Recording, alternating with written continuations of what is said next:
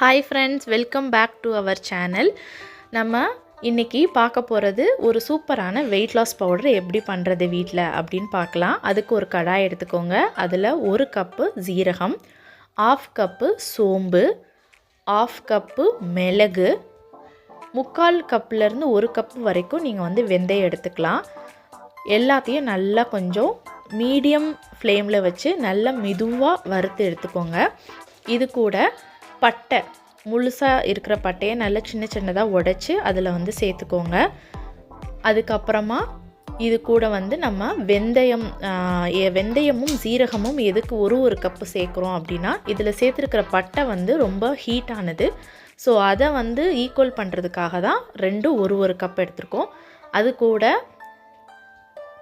இப்போ நம்ம சேர்த்துருக்கிறது அஜ்வின் ஓமம் ரொம்ப ரொம்ப நல்லது நம்ம உடம்பு.